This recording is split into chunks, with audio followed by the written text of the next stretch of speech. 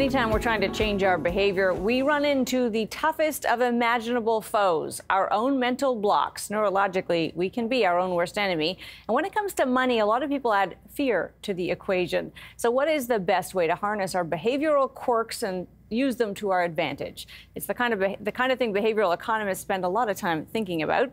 Perry Wright is a senior behavioral researcher at the Center for Advanced Hindsight at Duke University. Thanks for being with us. Hi, thanks for having me. So I actually want to start with something that people will find, I think, a little controversial, Perry, and that is this finding that you have that we often say more education is the answer, financial literacy, give people education on this subject. You actually would say, I think, that that's not necessarily true. More education itself isn't necessarily going to fix this problem. Yeah, I think that's well said. What we know. Look, financial education is great. Information is great. What we know is that information alone is insufficient to actually drive behavior change. Think about your own life. There's so many things that you know, whether it's regular exercise, whether it's monthly spending. There are things that you know intellectually that you would say are true, and yet they don't actually result in you changing patterns, or me changing the patterns that I have. So knowledge alone is insufficient to actually influence the kind of change in our actions and behaviors that we have. And so important, of course, because now knowledge will be helpful when you're trying to kind of assess perhaps what your goals are. When we are talking about those behaviors, everybody can relate to this, Perry. We all have things we wish our future self would be and have that our current self has to take action on. And that's the gap, right? The gap is that the current behavior versus that future return. Nowhere, I think, is this harder than with money, because the future is so ephemeral. Unlike weight loss, which you can see results of in days or weeks, it takes years to actually see the return on some of your financial decisions. What are the strategies you would say we need to use to actually bring that future into the present?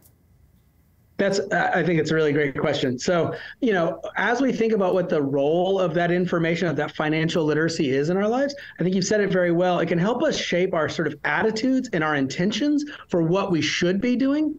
And then the question is, like, how do we set ourselves up for success over that long term? So when we think about the ways to do that, the best way, I'm always going to say, is for providers to go into their platforms and kind of redesign them so that as users are making those kind of long-term decisions, the platform is sort of empathetically helping them make the best choice for their future.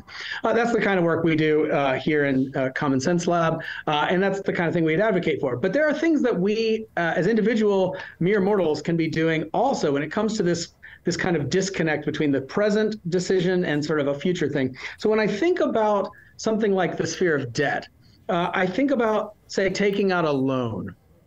One thing we can do when we're going to take out a loan, many loans, like car loans, for example, are set to automatically repay on a monthly basis based on the origination date, the date you took out that loan. But that loan bears no relationship with your monthly ebbs and flows of income, when you get paid, when you know you'll have money, when you don't. So one thing you can do as just a person in the world, say, when I go to take out a loan, I'm going to take into account what my future sort of recurring financial situation looks like month to month. And I'm going to ask them to set that repayment date to a date in the month when I know I will have just been paid and I'll have money to make sure. That's going to drive your ability to successfully see that loan all the way through. And it's also going to make it reduce that anxiety about that future, right? That unknown future you talked about. So those are the kinds of that's a simple thing you can do. Another thing you can do is set up what we call pre-commitment devices.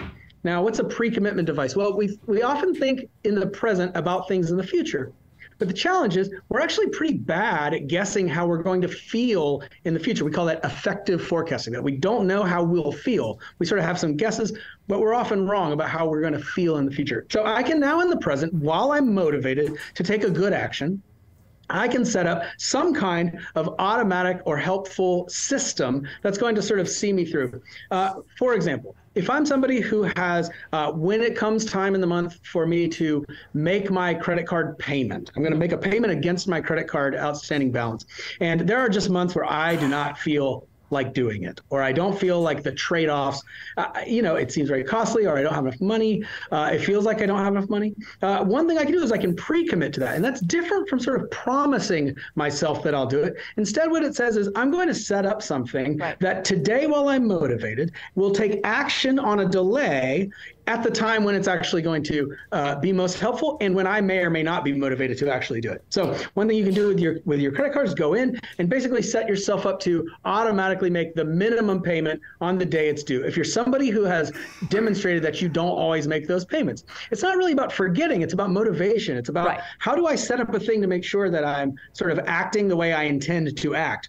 And then the last thing, a last thing we could think about is something like a smart rule of thumb around spending. So, you mentioned that it's a little bit controversial. I'll tell you an even more controversial thing our research shows, and that's that budgeting alone does not actually control spending.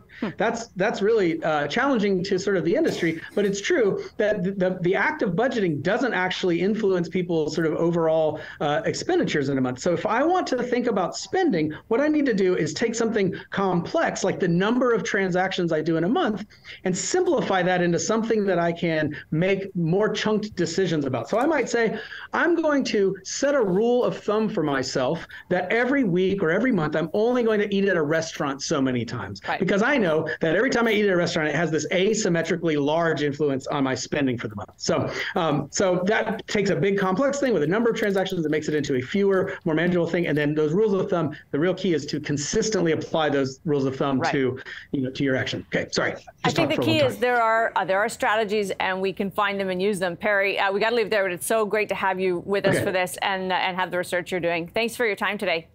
Okay, thanks so much. Bye. Perry Wright is a senior behavioral researcher at the Center for Advanced Hindsight at Duke University. Time for the takeaway, and when the price is just too high. For too many Canadians, short-term, high-interest loans become a fact of life. Anyone without an emergency fund of savings or access to a quick loan from friends or family can find themselves one car breakdown or personal emergency away from the brink. And so they turn to high-interest loans like payday loans and other types of short-term debt. And if they can pay back that amount in full in a short time, maybe that's not the worst thing in the world. Trouble is, many of them can't, and that is where the real trouble starts.